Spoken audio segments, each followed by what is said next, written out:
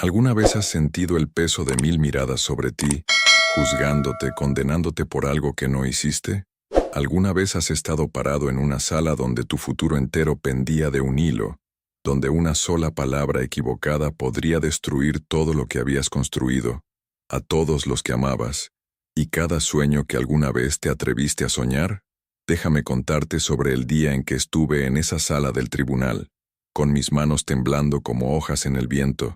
mi corazón latiendo tan fuerte que pensé que podría estallar directamente a través de mi pecho, y observé cómo la galería entera dejaba escapar un grito ahogado colectivo ante lo que estaba a punto de desarrollarse frente a sus ojos. Mi nombre había sido arrastrado por el lodo durante meses interminables, mi reputación destrozada en 1000 pedazos, mi familia desgarrada por acusaciones tan viles, tan calculadas, tan absolutamente falsas, que a veces me preguntaba si estaba viviendo en una pesadilla de la cual jamás despertaría. Pero me estoy adelantando. Permíteme llevarte de regreso a donde todo comenzó, a ese momento preciso en que mi vida perfecta empezó a desmoronarse, como un castillo de arena, ante una marea inevitable y despiadada.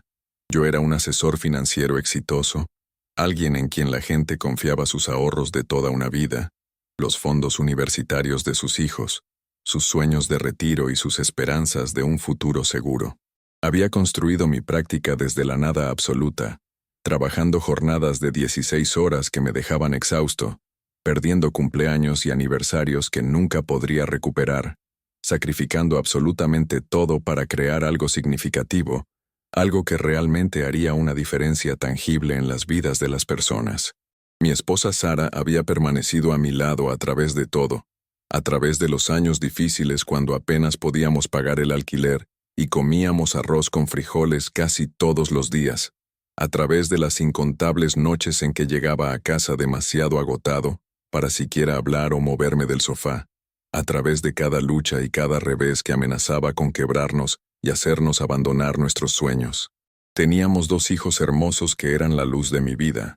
Emma, que tenía 12 años y amaba la pintura más que cualquier otra cosa en este mundo, pasando horas frente a sus lienzos creando mundos de color, y Michael, que tenía 9 años y soñaba con convertirse en astronauta, llenando su habitación con modelos de cohetes y pósters del espacio exterior. La vida no era perfecta, Dios mío, estaba lejos de serlo, pero era nuestra, y yo atesoraba cada momento de ella con una gratitud profunda que ahora, mirando hacia atrás, me doy cuenta que no expresaba lo suficiente. Entonces Marcus entró en mi vida como un tornado disfrazado de brisa suave. Marcus Wellington, un hombre encantador de unos 50 y tantos años con cabello plateado perfectamente peinado, trajes caros que probablemente costaban más que mi auto, y una sonrisa que podría venderle hielo a alguien que viviera en la Antártida. Se me acercó en un evento de networking empresarial. Me dijo que había escuchado cosas maravillosas sobre mi trabajo,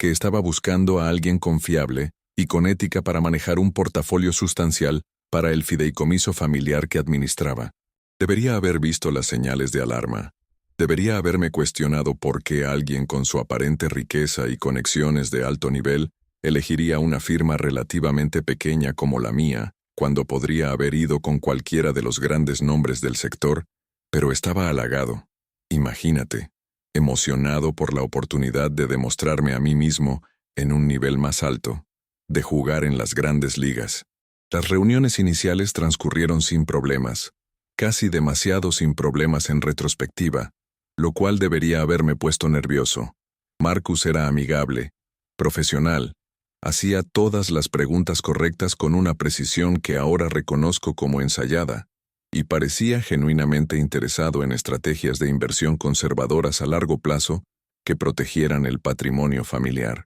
Transfirió $5 millones a las cuentas que configuré para él, y durante 3 meses completos, todo procedió exactamente según lo planeado, como un reloj suizo. Proporcioné informes mensuales detallados con cada transacción documentada, hice inversiones conservadoras que generaron rendimientos constantes y sólidos, y Marcus parecía completamente satisfecho con todo, incluso me enviaba correos agradeciéndome por mi diligencia. Incluso me refirió a 2 clientes más, ambos afirmando ser asociados comerciales, que confiaban completamente en su criterio y querían el mismo tipo de manejo cuidadoso de sus inversiones. Recuerdo la noche en que todo comenzó a desmoronarse con una claridad dolorosa que me persigue hasta el día de hoy. Era un martes de octubre. Las hojas afuera de la ventana de mi oficina se habían tornado en brillantes tonos de naranja y dorado, que normalmente me habrían parecido hermosos, y yo estaba revisando informes trimestrales cuando mi teléfono sonó con un número que no reconocía.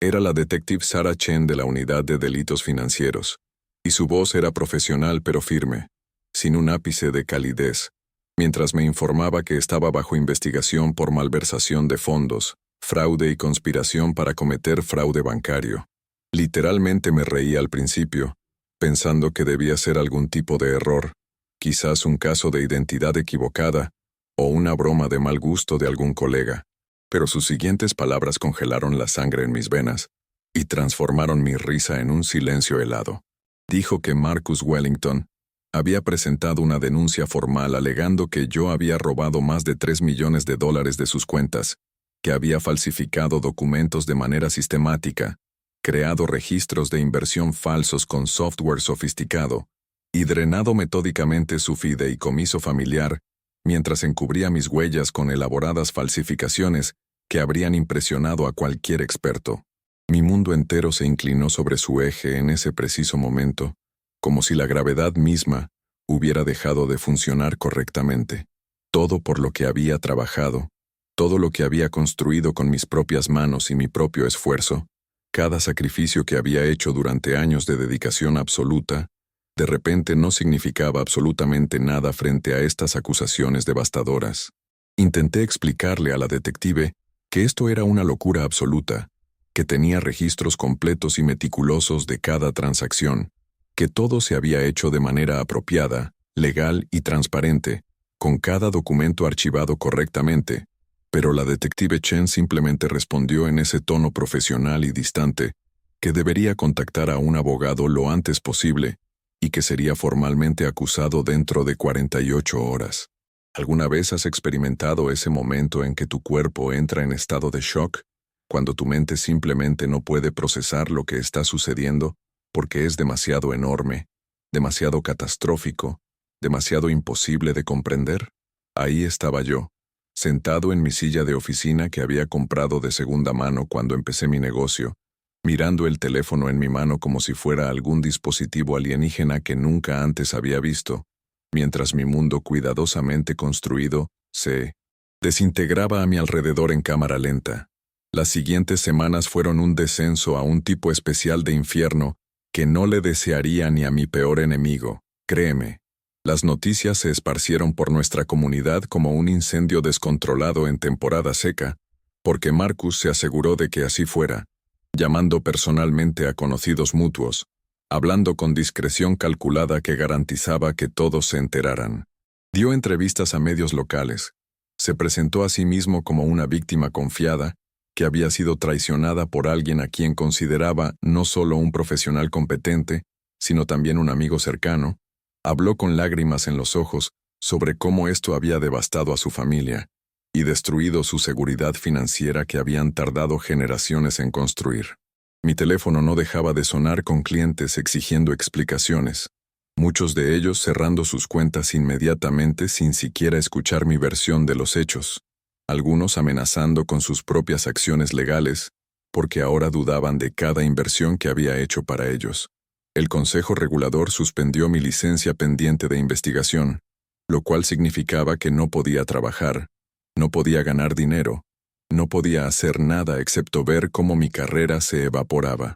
Mis socios en la firma, personas junto a las que había trabajado durante años compartiendo oficina y celebrando éxitos, personas que había considerado amigos cercanos y confidentes, me pidieron que tomara una licencia indefinida para proteger la reputación de la compañía, básicamente echándome sin decirlo explícitamente. Sarah intentaba ser solidaria y comprensiva, pero podía ver la duda infiltrándose en sus ojos como una sombra, las preguntas que tenía miedo de hacer en voz alta, la distancia creciendo entre nosotros con cada día que pasaba, hasta que apenas nos mirábamos a los ojos durante las cenas silenciosas. Emma llegó a casa de la escuela llorando desconsoladamente porque sus compañeras de clase la habían estado molestando sin piedad, diciendo que su padre era un ladrón y que probablemente había robado el dinero para comprar sus útiles escolares y su ropa. Y Michael me preguntó directamente, con esos ojos inocentes de 9 años,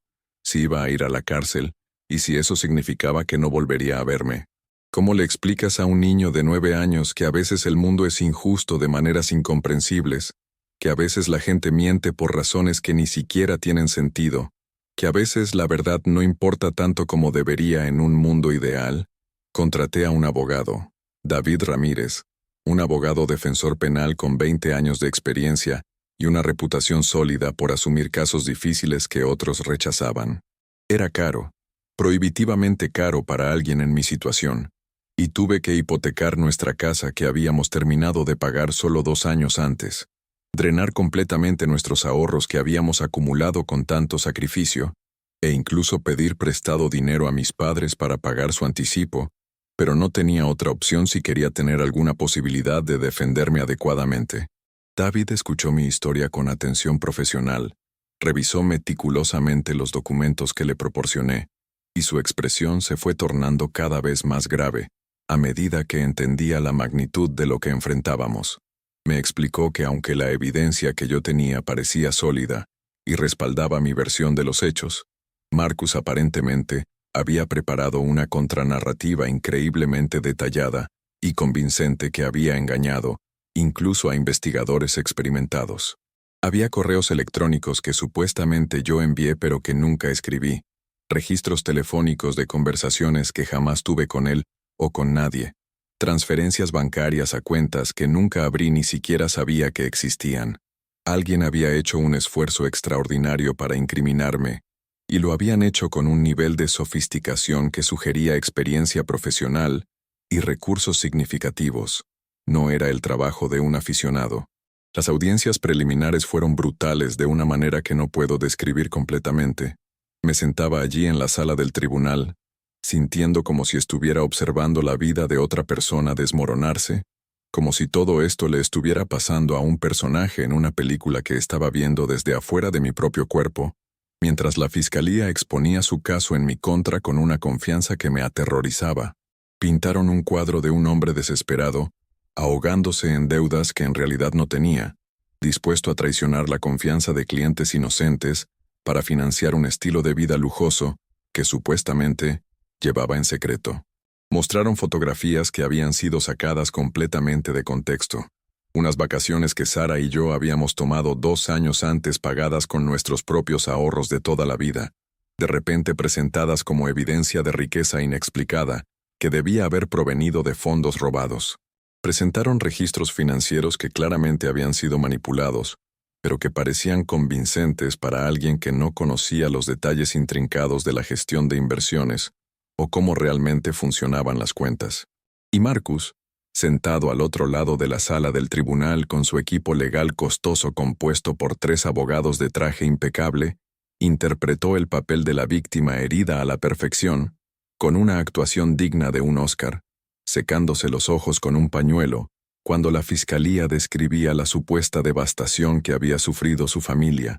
mirándome ocasionalmente con una expresión de dolor traicionado que habría convencido a cualquiera que no supiera la verdad. Yo quería gritar hasta quedarme sin voz. Quería saltar a través de la sala y exigirle que dijera la verdad,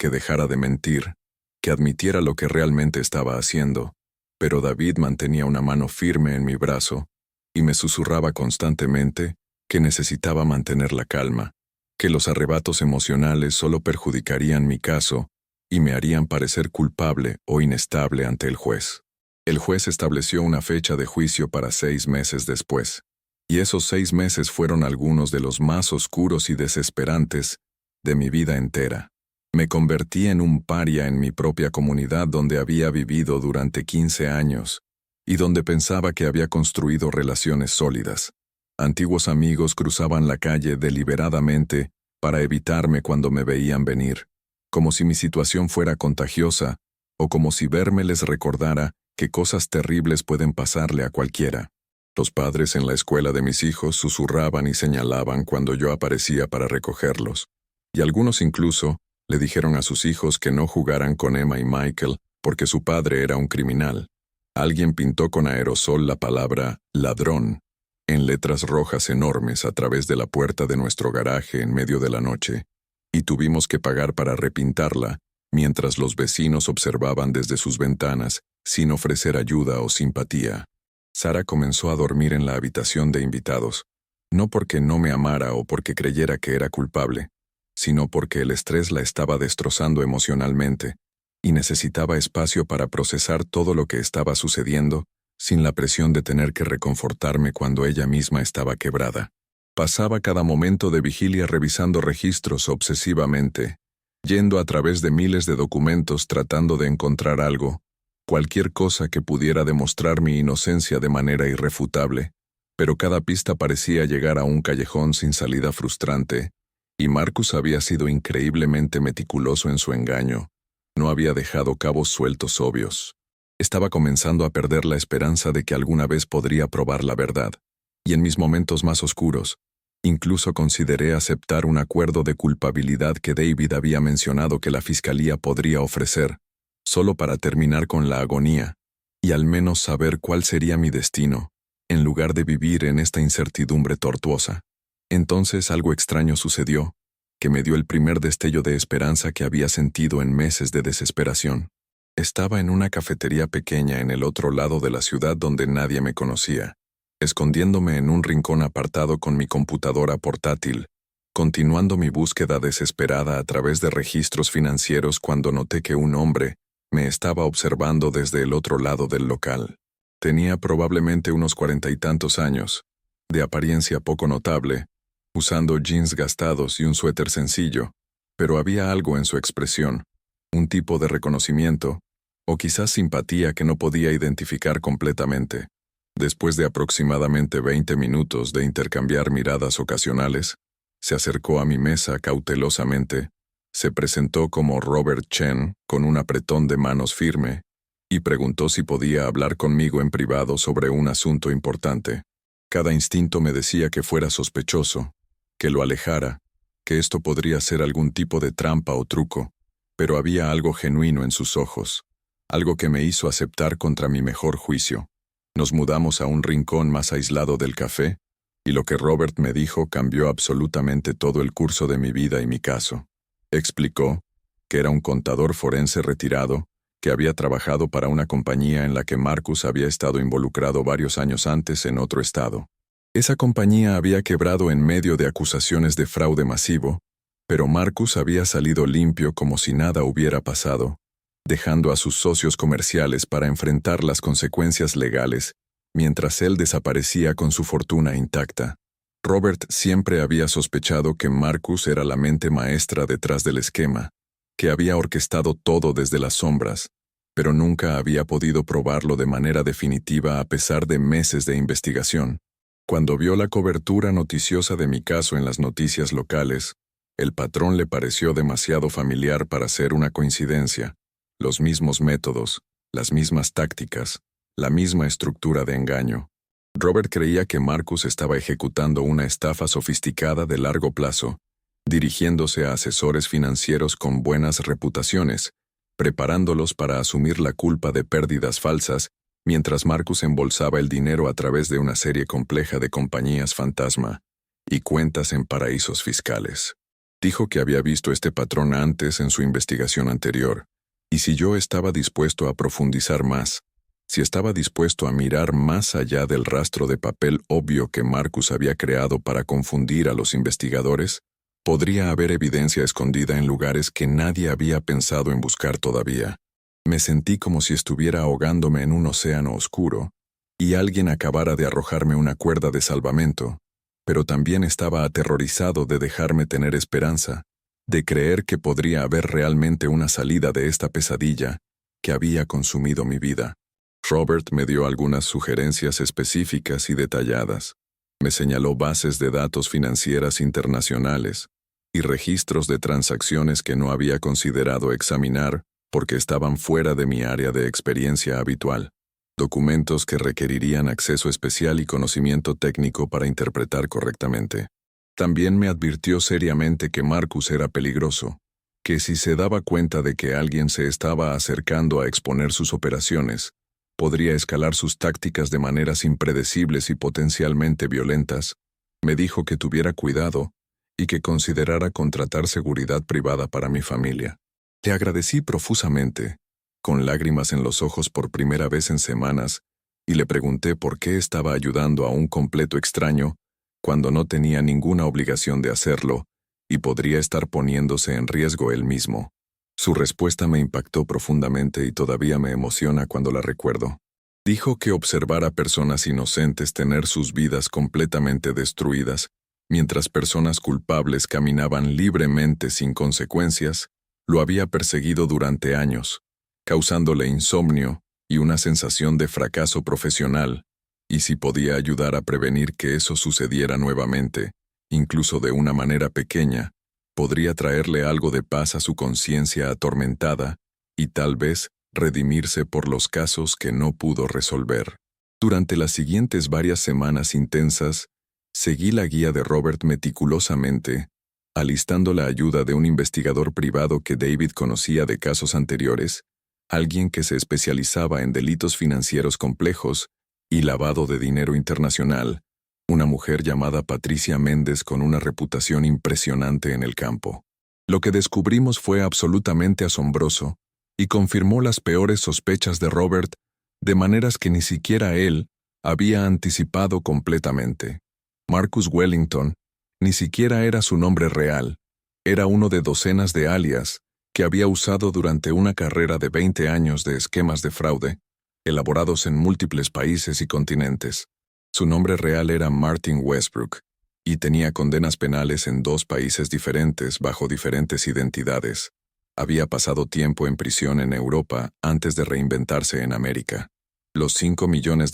que supuestamente había invertido conmigo nunca habían existido realmente de la manera que él afirmaba. No era riqueza familiar acumulada durante generaciones, como decía. Era dinero que había sido reciclado a través de múltiples cuentas en un elaborado juego de manos financiero, creando la ilusión de riqueza legítima, pero era esencialmente el mismo dinero siendo movido y reetiquetado para inflar la apariencia de su portafolio y engañar a auditores. El supuesto robo del que me acusaban era en realidad Marcus o Martin, retirando sistemáticamente su propio dinero mientras manipulaba registros para hacer parecer que yo lo estaba robando, una inversión del fraude tradicional que era brillante en su audacia. Los correos electrónicos y documentos que habían sido presentados como evidencia de mi fraude habían sido creados usando software sofisticado de falsificación, falsificaciones digitales tan bien hechas que engañaron los exámenes iniciales de expertos que deberían haber detectado las irregularidades. Pero aquí es donde se puso realmente interesante y donde el caso tomó un giro que nadie esperaba. Descubrimos que Marcus no estaba trabajando solo en esta operación criminal. Tenía una socia, una mujer llamada Lisa Hartman, que se hacía pasar por su abogada personal pero en realidad era su cómplice en estos esquemas elaborados, la arquitecta técnica detrás de muchas de las falsificaciones. Juntos, habían ejecutado esta estafa al menos 4 veces antes en diferentes estados, cada vez seleccionando cuidadosamente a un asesor financiero diferente, en una ciudad diferente, cada vez alejándose con millones mientras dejaban a su víctima para enfrentar cargos criminales devastadores. En 3 de esos casos anteriores, los asesores habían sido condenados y actualmente estaban cumpliendo sentencias de prisión por crímenes que no cometieron, sus vidas completamente arruinadas, sus familias destruidas, sus carreras terminadas para siempre. Uno de ellos, un hombre llamado James Patterson, había intentado suicidarse antes de que concluyera el juicio, sobreviviendo solo porque su esposa lo encontró a tiempo, pero el intento lo dejó con daño neurológico permanente. El peso de ese conocimiento, entender que yo era parte de un patrón sistemático, que otras personas inocentes habían sido destruidas por estos depredadores sin escrúpulos, me llenó con una rabia que nunca había experimentado antes en mi vida, una furia ardiente y justificada, pero también una determinación férrea que quemó toda la desesperación que me había estado consumiendo durante meses. David inicialmente fue escéptico de lo que habíamos descubierto, advirtiéndome con su experiencia legal que las teorías de conspiración, sin importar cuán bien investigadas estuvieran, rara vez se sostenían en la corte porque los jueces y jurados preferían explicaciones simples. Pero cuando revisó cuidadosamente la evidencia que nuestra investigadora había compilado con tanto esfuerzo, su escepticismo se transformó en un optimismo cauteloso pero genuino. Teníamos registros bancarios de las Islas Caimán, mostrando las compañías fantasma y el flujo de dinero, registros de transacciones que demostraban el reciclaje de fondos con precisión matemática, análisis forense digital, probando que los documentos habían sido falsificados con software específico, y lo más condenatorio de todo, teníamos el testimonio dispuesto de una de las víctimas anteriores de Marcus, James Patterson, quien había sido liberado de prisión después de cumplir 4 años devastadores por un crimen que no cometió. Su nombre era James Patterson, y cuando hablé con él por teléfono por primera vez, escuchando la calidad quebrada de su voz que reflejaba años de trauma sin procesar, entendiendo los años de su vida que habían sido robados sin posibilidad de recuperación, la familia que había perdido porque su esposa se divorció de él mientras estaba en prisión, creyendo las mentiras, la carrera de 20 años en banca que había sido destruida, sin posibilidad de reconstrucción, supe en ese momento, con absoluta certeza que no estaba solo peleando por mí mismo. Estaba luchando por James, por los otros que habían sido victimizados y cuyas vidas nunca serían las mismas, por cada objetivo futuro que Marcus y Lisa podrían seleccionar si no eran detenidos de una vez por todas. Y esa responsabilidad me dio una fuerza que no sabía que poseía. Pero lograr que esta evidencia fuera admitida en la corte iba a ser un desafío monumental que requeriría toda nuestra habilidad legal. La fiscalía ya estaba completamente comprometida con su narrativa, después de meses de preparación, y los jueces generalmente son muy reacios a permitir que los casos se expandan hacia teorías de conspiración más amplias, que podrían confundir a los jurados o extender los juicios indefinidamente, aumentando costos y complejidad. David presentó múltiples mociones elaboradas, argumentando persuasivamente que la nueva evidencia demostraba un patrón de comportamiento criminal que era directamente relevante para mi caso, que sin entender el alcance completo de la operación de Marcus, el jurado estaría tomando una decisión basada en información incompleta y deliberadamente falsificada, diseñada para engañarlos. La fiscalía contraatacó con fuerza predecible, argumentando que estábamos tratando de enturbiar las aguas con acusaciones irrelevantes, que mi defensa no era más que un intento desesperado de desviar la atención de mis propias acciones criminales, atacando a la víctima con teorías conspirativas sin fundamento. Las audiencias sobre estas mociones fueron extremadamente contenciosas y tensas, con ambos lados presentando argumentos convincentes respaldados por precedentes legales, y honestamente no tenía idea de qué manera el juez se inclinaría, porque ambas posiciones tenían mérito legal. Recuerdo estar sentado en la sala del tribunal día tras día, observando a la jueza Margaret Holloway revisar los documentos con expresión completamente indescifrable que no revelaba sus pensamientos, y pensando que mi futuro entero, el futuro de mis hijos, todo estaba equilibrado sobre cualquier decisión que estuviera a punto de tomar, y no podía hacer absolutamente nada, excepto esperar y rezar. Tomó 3 semanas completas y agonizantes para emitir su fallo, 3 semanas durante las cuales apenas dormía más de 2 o 3 horas por noche, apenas comía porque mi estómago estaba constantemente revuelto, existía en un estado de animación suspendida, donde la esperanza y la desesperación libraban una guerra constante dentro de mí que me estaba desgarrando. Cuando finalmente regresamos a la corte para su decisión, la jueza Holloway pasó casi 1 hora completa explicando meticulosamente su razonamiento legal, citando precedentes y analizando cada aspecto de los argumentos de ambas partes. Reconoció que la defensa había presentado evidencia perturbadora de actividad potencialmente criminal por parte del denunciante que merecía seria consideración, pero también expresó preocupación legítima sobre convertir el juicio en algo que se extendiera mucho más allá de los cargos originales, y potencialmente perjudicara al acusado con información tangencial. En última instancia, dictaminó que podríamos presentar parte de la evidencia, particularmente el análisis forense de los documentos falsificados que demostraban manipulación digital, pero la teoría de conspiración más amplia tendría admisibilidad limitada, a menos que pudiéramos demostrar conexión directa e inequívoca con mi caso específico, en lugar de establecer simplemente un patrón general. No fue la victoria completa que habíamos esperado con tanto fervor, pero era suficiente para darnos una oportunidad. Nos daba una apertura, una posibilidad de mostrarle al jurado que algo mucho más complejo y siniestro estaba sucediendo que el simple robo que la fiscalía alegaba con tanta confianza. Mientras nos preparábamos para el juicio, Sara y yo tuvimos una conversación larga y dolorosa que había estado pendiente durante meses. Admitió que había estado luchando internamente con la duda, no porque no creyera en mí como persona, sino porque la evidencia en mi contra había parecido tan abrumadora, tan convincente incluso para alguien que me conocía íntimamente, y había estado aterrorizada de lo que significaría para nuestra familia si yo era realmente culpable. ¿Cómo explicaría eso a nuestros hijos? ¿Cómo reconstruiríamos nuestras vidas? Pero había observado mi lucha constante.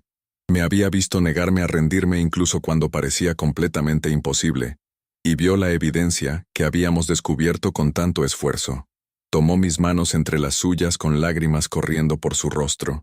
y me dijo que lo sentía profundamente por haber dudado de mí, que debería haber confiado en su corazón en lugar de sus miedos, que me conocía mejor que nadie, y debería haber sabido que yo era incapaz de tal traición.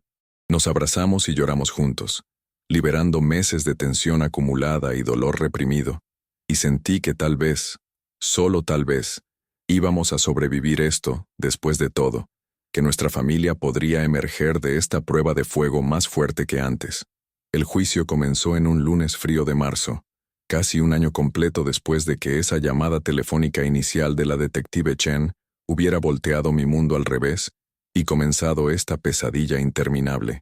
La fiscalía presentó su caso primero con confianza profesional, y fue tan devastador como había temido en mis peores momentos. Tenían gráficos elaborados y tablas mostrando la supuesta desaparición de dinero, con precisión matemática. Tenían esos correos electrónicos falsificados y documentos alterados presentados como si fueran auténticos. Tenían a Marcus en el estrado, describiendo con detalle convincente cómo yo había traicionado su confianza y robado el dinero de su familia, cómo había manipulado los registros para ocultar el robo, cómo había construido una fachada de profesionalismo mientras lo robaba. Sistemáticamente. Su actuación fue digna de un Oscar. Créeme, la mezcla perfecta de dignidad herida, dolor genuino y ira contenida que habría convencido a cualquiera. Cuando la fiscalía descansó su caso después de 2 semanas de testimonio devastador, podía sentir el peso del juicio del jurado presionando sobre mí como una losa de concreto.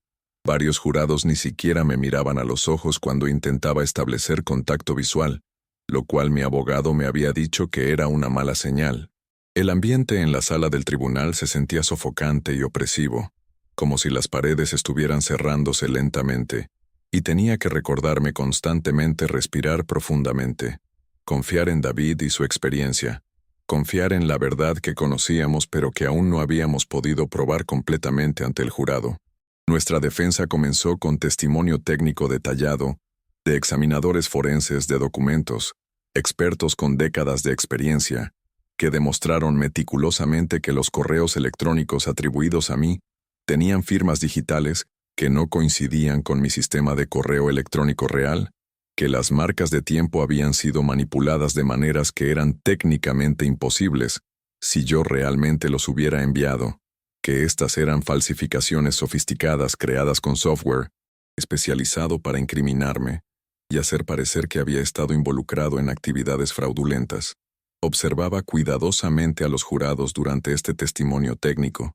viendo confusión en algunos rostros, mientras luchaban por entender los detalles complejos, escepticismo en otros que claramente se preguntaban si esto era demasiado técnico para ser verdad, pero también las primeras señales genuinas de duda sobre la narrativa de la fiscalía que habían aceptado tan fácilmente. Llamamos a testigos que testificaron sobre mi carácter con pasión y convicción, sobre mi reputación de honestidad y mantenimiento meticuloso de registros que era conocida en toda la comunidad financiera, sobre el hecho de que nunca había vivido más allá de mis medios a pesar de las afirmaciones de la fiscalía, que conducía un auto de 10 años y vivía en una casa modesta. Presentamos los registros financieros reales, guiando al jurado pacientemente a través de cada transacción individual, mostrándoles que el dinero se había movido de maneras completamente inconsistentes con malversación, que el patrón sugería algo completamente diferente de lo que la fiscalía alegaba.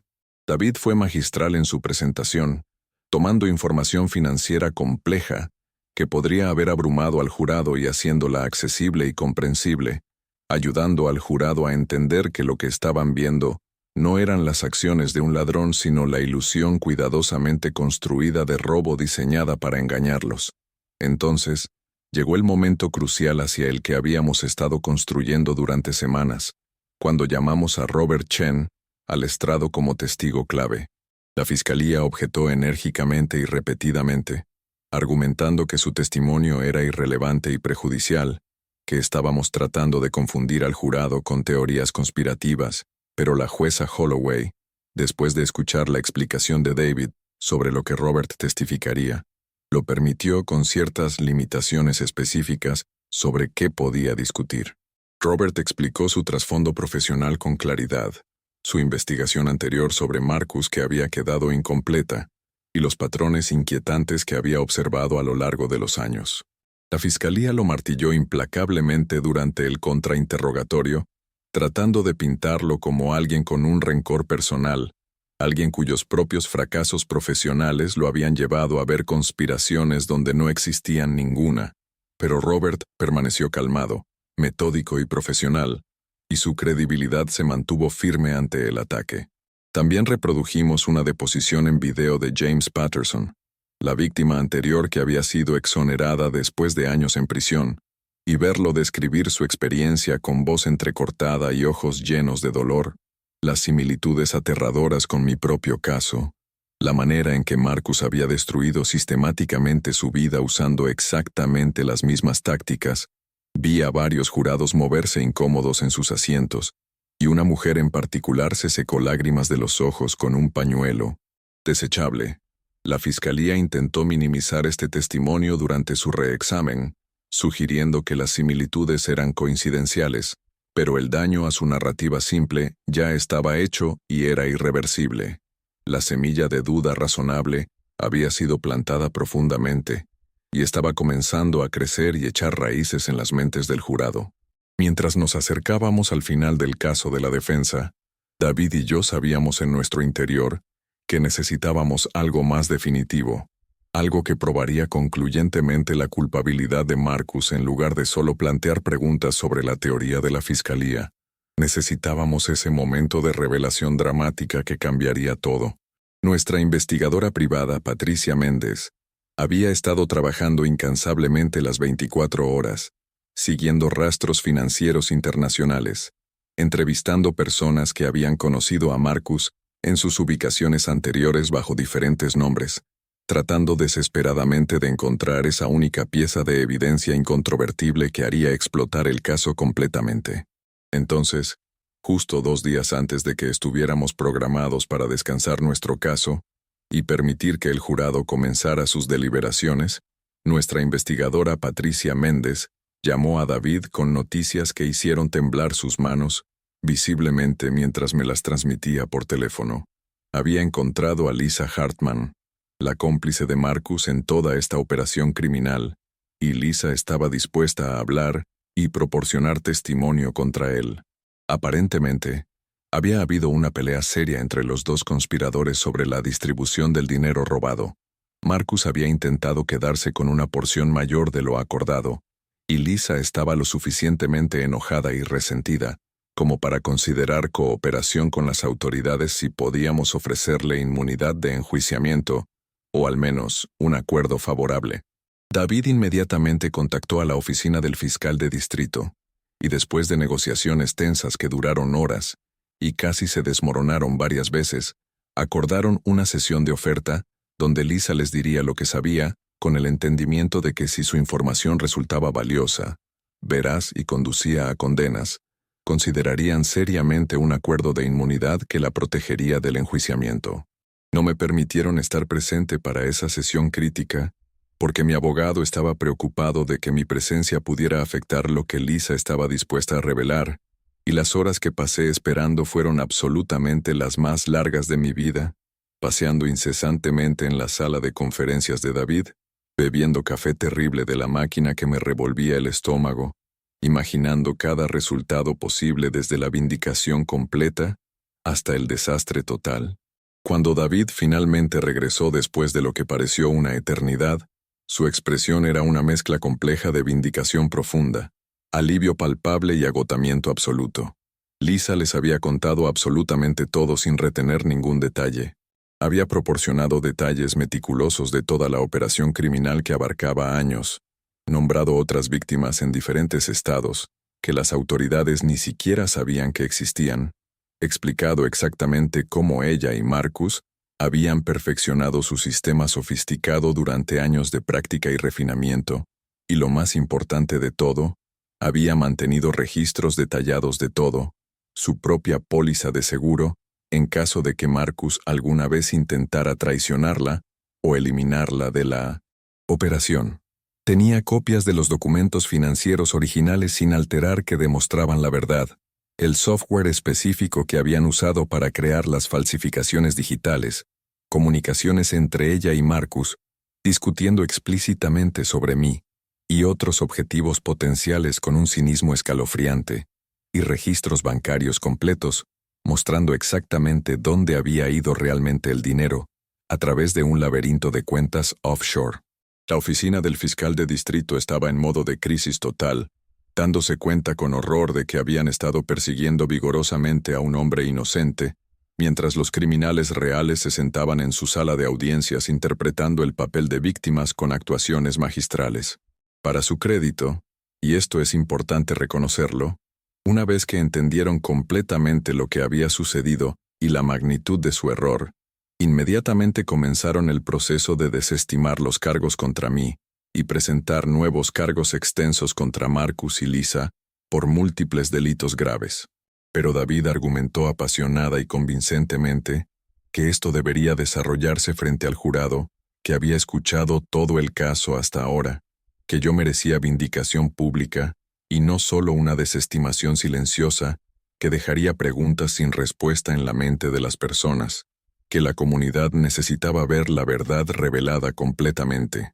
Después de alguna negociación y consideración cuidadosa de las implicaciones, acordaron un procedimiento altamente inusual que rara vez se ve en la práctica legal. Reconvocamos la corte a la mañana siguiente con el jurado presente, y la jueza Holloway, luciendo absolutamente grave y claramente afectada por lo que había aprendido, anunció que nueva evidencia de naturaleza extraordinaria había salido a la luz que impactaría significativamente los procedimientos de maneras que nadie había anticipado. La fiscalía se puso de pie con expresiones serias y hizo un anuncio absolutamente impactante que dejó a todos en silencio atónito. Basándose en nueva evidencia que había sido presentada a su oficina, estaban presentando una moción para desestimar todos los cargos contra mí inmediatamente, y simultáneamente estaban presentando cargos criminales formales contra Marcus Wellington, cuyo nombre real era Martin Westbrook, por fraude extenso, conspiración criminal, malversación de fondos, y numerosos otros cargos graves que podrían resultar en décadas de prisión. La sala del tribunal literalmente explotó en murmullos de shock y exclamaciones de sorpresa, periodistas corriendo hacia las salidas para reportar la noticia impactante, y observé la cara de Marcus pasar por un ciclo rápido de emociones visibles, confusión inicial, luego comprensión de lo que estaba sucediendo, luego rabia apenas contenida que hizo que las venas de su cuello se hincharan antes de que lograra componer sus rasgos en una expresión poco convincente de perplejidad e indignación. Su abogada estaba de pie inmediatamente con objeciones vehementes, llamando a este desarrollo escandaloso y sin precedentes, afirmando que era una estrategia desesperada de último minuto por parte de la defensa, pero la jueza Holloway la interrumpió cortésmente pero firmemente. La jueza entonces hizo algo verdaderamente extraordinario que demostraba su compromiso con la justicia. Dijo que, dada la naturaleza seria de las alegaciones y el hecho de que gran parte del juicio había sido basado en evidencia potencialmente falsificada, diseñada para engañar a la corte, iba a ejercer su autoridad para revisar personalmente ciertos materiales antes de proceder con cualquier determinación final. Solicitó que tanto la Fiscalía como la defensa le proporcionaran la nueva evidencia, particularmente cualquier documento o registro que sustentaría estas nuevas afirmaciones dramáticas, y los revisaría exhaustivamente en sus cámaras privadas antes de tomar una determinación final sobre cómo proceder con el caso. Lo que sucedió después es algo que recordaré vívidamente por el resto de mi vida. El momento preciso cuando la verdad finalmente abrumó completamente el engaño elaborado y la justicia prevaleció. La jueza Holloway pasó 3 horas intensas, revisando meticulosamente los materiales en sus cámaras privadas, durante las cuales el ambiente en la sala del tribunal permaneció en un estado de tensión suspendida casi insoportable. La energía era eléctrica, y todos podían sentir que algo monumental estaba a punto de suceder. Marcus y su abogata se reunieron juntos constantemente, susurrando urgentemente entre ellos con expresiones cada vez más preocupadas, y noté que él seguía mirando hacia las salidas, como si estuviera calculando silenciosamente sus posibilidades de huir antes de que todo colapsara completamente a su alrededor. Los alguaciles adjuntos se posicionaron más estratégicamente alrededor de la sala, claramente anticipando exactamente esa posibilidad basándose en su experiencia con criminales acorralados. Cuando la jueza Holloway finalmente regresó al estrado después de lo que pareció una eternidad angustiosa, su expresión era de furia controlada que apenas podía contener detrás de su profesionalismo judicial. Comenzó declarando firmemente que en sus 30 años completos en el estrado judicial, habiendo presidido cientos de casos complejos, nunca había encontrado un intento tan descarado, tan comprensivo y tan calculado de manipular el sistema de justicia para destruir a una persona inocente. Dijo que la evidencia que había revisado personalmente era absolutamente abrumadora y profundamente perturbadora en su alcance y sofisticación, demostrando sin lugar a dudas que un hombre inocente había sido llevado literalmente al borde de la condena por crímenes que no solo no cometió, sino que nunca habían ocurrido de la manera alegada por la Fiscalía. Se volvió hacia Marcus con una mirada que podría haber cortado acero, y su voz tenía un filo de acero templado mientras le informaba que estaba encontrando causa probable para creer que había cometido múltiples delitos graves, incluyendo perjurio flagrante en su sala de audiencias, falsificación de documentos, fraude extenso y conspiración criminal, y estaba ordenando que fuera remitido a custodia inmediatamente sin fianza, debido al riesgo de fuga que claramente representaba. Marcus intentó huir desesperadamente. Realmente logró dar 3 pasos rápidos hacia la puerta de salida, antes de que 2 alguaciles experimentados lo taclearan fuertemente al suelo, en una escena caótica, su cara golpeando el piso de mármol, con un sonido seco que resonó en toda la sala. La galería estalló en caos absoluto, personas gritando con shock y excitación, reporteros corriendo frenéticamente para capturar cada momento dramático en video y fotografías, y yo simplemente me quedé ahí parado inmóvil, lágrimas corriendo libremente por mi rostro sin importarme quién las viera, completamente incapaz de procesar que finalmente había terminado, que la pesadilla interminable finalmente estaba llegando a su fin después de un año de agonía. Lisa Hartman fue arrestada dentro de la hora siguiente, mientras intentaba desesperadamente abordar un vuelo internacional fuera del país con un pasaporte falso. Claramente había anticipado que las cosas podrían salir mal. Durante las siguientes varias semanas y meses, mientras la investigación se expandía exponencialmente con cada nueva revelación, las autoridades descubrieron el alcance completo y aterrador de su operación criminal, que había destruido numerosas vidas. 4 asesores financieros adicionales en diferentes estados, que habían sido condenados por crímenes similares, fueron inmediatamente otorgados nuevos juicios, y la evidencia proporcionada por Lisa exoneró a cada uno de ellos completamente, demostrando que habían sido víctimas del mismo esquema elaborado. El dinero robado, o la mayor parte de él que pudo ser rastreado, fue recuperado de varias cuentas offshore en paraísos fiscales y devuelto a las víctimas reales del esquema de Marcus y Lisa, que resultaron ser las instituciones financieras e inversionistas que habían sido defraudados realmente. Los medios de comunicación que habían sido tan rápidos para condenarme públicamente sin investigar adecuadamente, ahora estaban publicando historias extensas sobre la estafa elaborada, sobre el error judicial masivo que casi había ocurrido, sobre las fallas sistémicas que habían permitido que personas inocentes fueran condenadas mientras los verdaderos criminales operaban libremente. Di algunas entrevistas cuidadosamente seleccionadas, no porque quisiera la atención mediática o buscara venganza, sino porque sentí que se lo debía a James Patterson y a los otros que no habían tenido tanta suerte como yo, cuyas vidas habían sido irrevocablemente destruidas antes de que la verdad pudiera salvarlos del infierno que estaban viviendo. James y yo realmente nos conocimos en persona varios meses después de que todo terminara, en un pequeño café tranquilo, donde nadie nos reconocería, y pasamos horas hablando profundamente, compartiendo nuestras experiencias traumáticas, encontrando sanación en el entendimiento mutuo de que ninguno de nosotros estaba solo en lo que habíamos soportado, que había otra persona en el mundo que realmente comprendía la magnitud del trauma. Estaba intentando valientemente reconstruir su vida desde cero, pero los 4 años en prisión habían cobrado un precio devastador que nunca podría ser completamente compensado. Su esposa se había divorciado de él creyendo que era culpable, sus hijos ahora adultos estaban distanciados y apenas le hablaban, y estaba luchando desesperadamente para encontrar trabajo decente con un registro criminal que estaba siendo expurgado oficialmente, pero cuyo daño persistía en resultados de búsqueda en 1900 en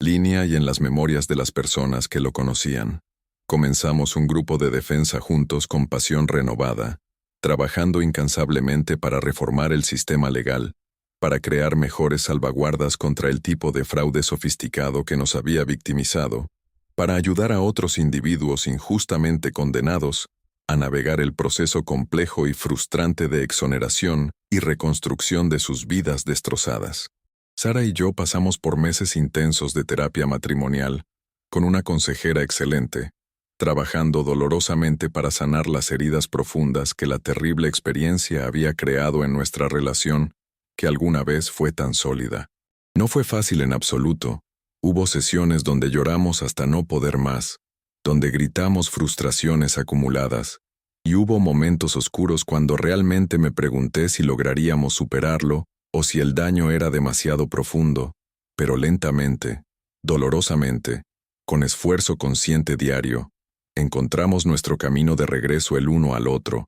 descubriendo que éramos más fuertes juntos de lo que habíamos sido antes, que sobrevivir tal prueba de fuego nos había destruido o forjado en algo más, resiliente y profundo, y afortunadamente había sido lo último. Emma comenzó a pintar nuevamente con renovada pasión después de meses de bloqueo creativo, creando piezas hermosas y profundamente emocionales que su maestra de arte dijo mostraban una madurez notable para su edad, y me di cuenta de que había canalizado su dolor en algo creativo y sanador, transformando trauma en arte. Michael dejó de preguntar si yo iba a ir a prisión, y comenzó a hablar nuevamente sobre sus sueños de astronauta, con ese entusiasmo infantil que había desaparecido durante el juicio, y escuchar esa esperanza inocente regresar a su voz valía más que cualquier vindicación que el sistema judicial pudiera proporcionar. Era la verdadera medida de nuestra recuperación. Mi vida profesional fue considerablemente más complicada de reconstruir que mi vida personal. El Consejo Regulador reinstató mi licencia con una disculpa oficial formal, reconociendo su error, pero el daño a mi reputación, aunque no fue mi culpa, todavía era muy real y persistente en la memoria de las personas. Muchos de mis antiguos clientes regresaron eventualmente, disculpándose profusamente por haber dudado de mí, pidiéndome que manejara sus cuentas nuevamente porque ahora entendían la verdad, pero algunos no lo hicieron. y tuve que aceptar con dolor que algunas relaciones profesionales y personales habían sido rotas, más allá de cualquier posibilidad de reparación. Realmente terminé cerrando mi práctica independiente y uniéndome a una firma más grande y establecida, donde podía trabajar sin la carga de ser propietario de un negocio, donde podía enfocarme en el trabajo real de ayudar a las personas a planificar sus futuros financieros sin el estrés constante de gastos generales, marketing y operaciones. Era un tipo diferente de carrera del que había imaginado en mis sueños ambiciosos de juventud, pero traía una paz profunda que no sabía que me faltaba y que ahora valoro inmensamente. También comencé a hablar regularmente en conferencias financieras y de derecho, escribiendo artículos extensos sobre la experiencia, no obsesionándome con el trauma de manera malsana, sino enfocándome en las lecciones importantes aprendidas sobre resiliencia humana, sobre la importancia crítica de investigación exhaustiva antes de aceptar acusaciones al valor nominal, sobre la fragilidad de la reputación y la increíble fuerza requerida para luchar por la verdad cuando absolutamente todo parece perdido y sin esperanza. Algunas personas me preguntaban directamente si estaba amargado, si estaba enojado con el sistema que me había fallado tan espectacularmente, con la fiscalía que había estado tan ansiosa por creer las mentiras elaboradas de Marcus sin cuestionar adecuadamente, con la comunidad que me había dado la espalda tan rápidamente sin darme el beneficio de la duda. Y sí, por supuesto que sentía esas emociones dolorosas, especialmente en las horas oscuras de la noche cuando el sueño no vendría, y mi mente reproducía obsesivamente cada momento terrible de la terrible experiencia. Pero también sentía gratitud, tan extraño como pueda sonar decir eso, gratitud profunda por Robert Chen, quien había contactado a un completo extraño porque quería prevenir más injusticia y traer algo de redención a su propia conciencia. Gratitud por Patricia Méndez, quien había trabajado incansablemente día y noche para encontrar la evidencia crítica que necesitábamos desesperadamente. Gratitud por David Ramírez, quien había creído en mi inocencia cuando parecía que nadie más lo hacía, ni siquiera mi propia esposa en sus momentos de mayor duda. Gratitud por James Patterson, cuyo coraje en compartir su propia historia traumática había ayudado a salvarme de un destino similar. Gratitud por la jueza Holloway, quien había estado dispuesta a cuestionar la narrativa presentada ante ella y profundizar más para encontrar la verdad real, en lugar de simplemente aceptar la versión más conveniente. Y en última instancia, gratitud por la experiencia misma, tan horrible y devastadora como fue, porque me enseñó cosas invaluables sobre mí mismo, sobre la naturaleza humana en su mejor y peor momento, sobre justicia e injusticia, sobre resiliencia y esperanza que nunca habría aprendido de otra manera en una vida cómoda y sin desafíos. Despojó las ilusiones cómodas que había sostenido sobre equidad y mérito, me mostró la realidad cruda de cuán fácilmente la verdad puede ser oscurecida por mentiras sofisticadas, cuán rápidamente las reputaciones pueden ser destruidas por acusaciones falsas, cuán importante es luchar por la justicia, no solo para nosotros mismos, sino para todos los que vendrán después de nosotros y podrían enfrentar situaciones similares. Marcus y Lisa finalmente fueron a juicio por separado, y ambos fueron condenados en múltiples cargos con condenas sustanciales. Marcus recibió una sentencia de 20 años en prisión federal, sin posibilidad de libertad condicional temprana. Lisa obtuvo 12 años a cambio de su cooperación completa con las autoridades. Observándolos ser llevados esposados hacia sus destinos, sentí una mezcla compleja de emociones contradictorias. Alivio profundo de que no podrían lastimar a nadie más, vindicación de que la justicia finalmente había prevalecido, pero también una especie de tristeza existencial de que seres humanos fueran capaces de tal crueldad calculada, que pudieran destruir vidas sin remordimiento aparente, en persecución de dinero y poder. Las demandas civiles siguieron inevitablemente, por supuesto, navegando el complejo sistema legal durante años adicionales, y aunque gané un juicio sustancial contra Marcus por los daños masivos que sus falsas acusaciones habían causado a mi vida, mi carrera y mi familia, cobrar ese juicio resultó ser casi imposible ya que la mayoría de sus activos habían sido confiscados por el gobierno federal o estaban escondidos de maneras que no pudimos rastrear a pesar de investigadores expertos. Al final,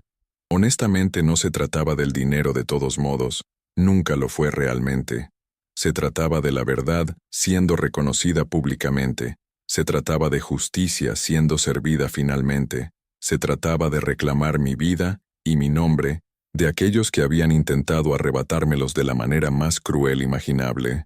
¿Alguna vez has enfrentado una situación donde todo parecía absolutamente perdido, donde el mundo entero se había vuelto contra ti sin escuchar tu versión, donde rendirte parecía la única opción que te quedaba para terminar con el dolor? Quiero que sepas desde lo más profundo de mi corazón que siempre hay esperanza. Por oscura que parezca la situación, siempre existe la posibilidad de que la verdad emerja eventualmente, pero requiere luchar cuando estás completamente exhausto y sin energía, creer en ti mismo cuando absolutamente todos dudan de ti, y mantenerte firme cuando el suelo bajo tus pies se está desmoronando en pedazos. Requiere encontrar aliados en lugares completamente inesperados y aceptar ayuda incluso cuando el orgullo te hace querer enfrentar todo solo porque admitir que necesitas ayuda se siente como debilidad. Requiere mirar a tus hijos y a tu cónyuge a los ojos y recordar que estás luchando, no solo por ti mismo, sino por ellos también, por la vida que construyeron juntos con tanto esfuerzo, por el futuro que todos merecen tener.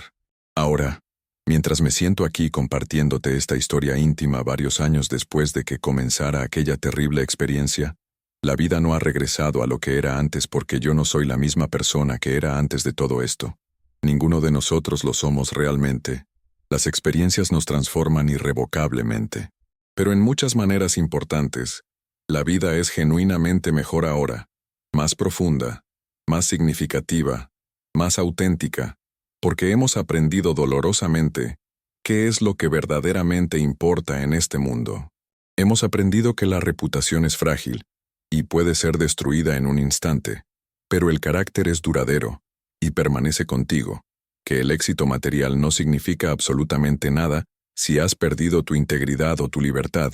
que el amor de la familia y el apoyo de verdaderos amigos son tesoros más valiosos que cualquier riqueza financiera que puedas acumular.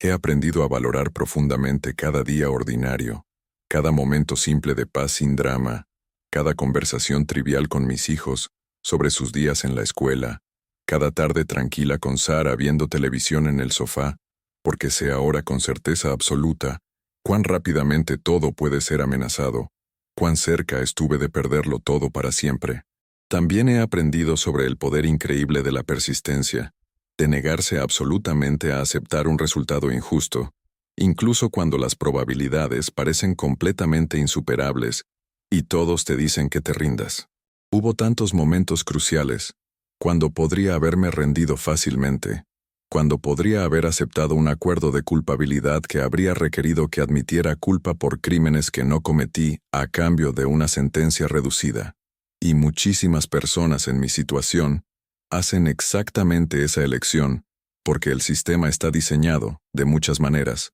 para alentar esa capitulación, para hacer que luchar parezca demasiado arriesgado y costoso. No juzgo a nadie que tome esa decisión,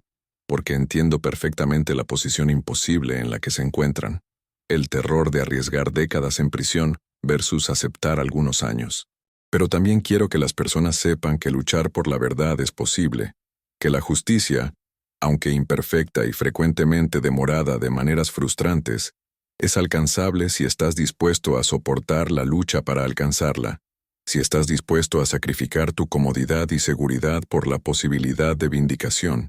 Quiero que pienses profundamente sobre esta historia que te he compartido, que realmente reflexiones sobre sus implicaciones, porque honestamente, podría sucederle a absolutamente cualquier persona, sin importar cuán cuidadoso seas. Vivimos en un mundo donde las acusaciones pueden esparcirse instantáneamente a través de redes sociales, donde evidencia digital puede ser fabricada con facilidad aterradora usando tecnología disponible,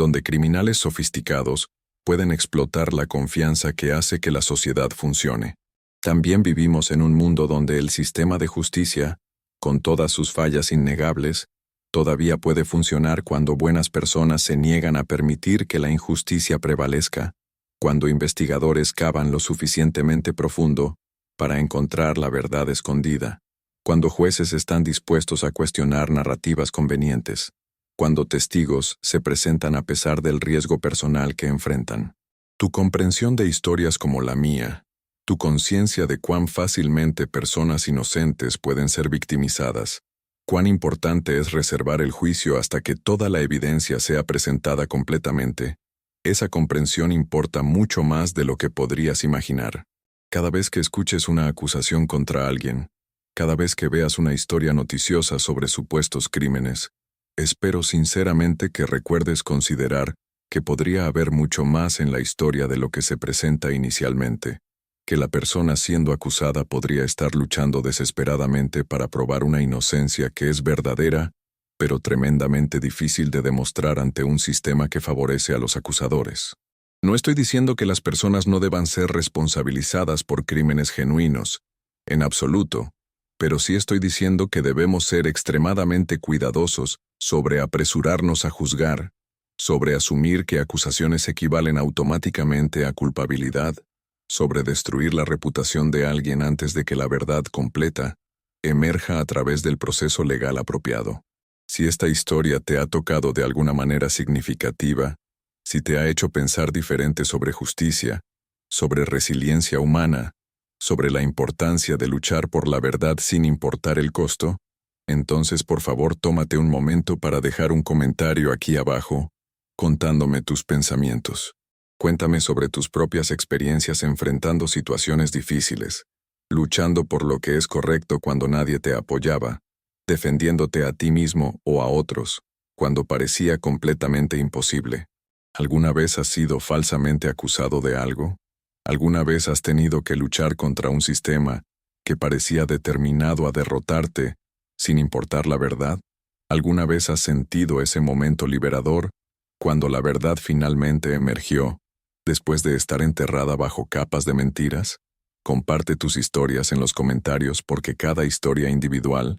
importa genuinamente. Cada experiencia contribuye a nuestro entendimiento colectivo de justicia e injusticia, y tu voz añade a la conversación que podría ayudar a prevenir que otros sufran experiencias similares devastadoras. Si esta historia te ha impactado profundamente, si te ha hecho sentir algo real, si te ha recordado la importancia de nunca rendirte incluso cuando la oscuridad parece completamente abrumadora, entonces por favor dale like a este video. Tu participación ayuda a que este mensaje llegue a más personas que podrían necesitar escucharlo. Ayuda a más individuos a entender la realidad de las falsas acusaciones y la posibilidad real de vindicación.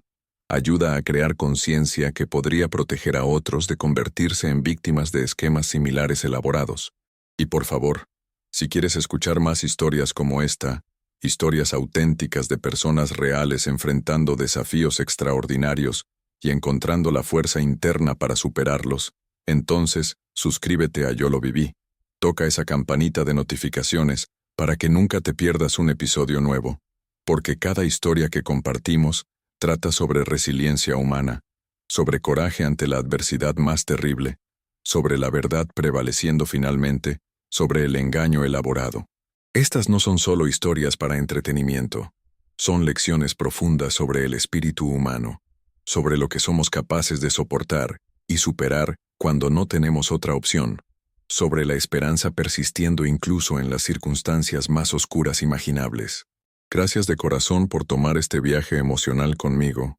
por escuchar mi verdad con paciencia y empatía, por ser parte de una comunidad que cree en el poder de compartir nuestras experiencias para ayudar a otros que pasan por situaciones similares. Recuerda siempre que no importa lo que estés enfrentando ahora mismo en tu vida, no importa cuán imposible parezca tu situación desde donde estás parado, siempre hay esperanza si la buscas, siempre hay un camino hacia adelante. Si estás dispuesto a encontrarlo, siempre existe la posibilidad de que la verdad emerja y la justicia sea servida eventualmente. Mantente fuerte en tu convicción,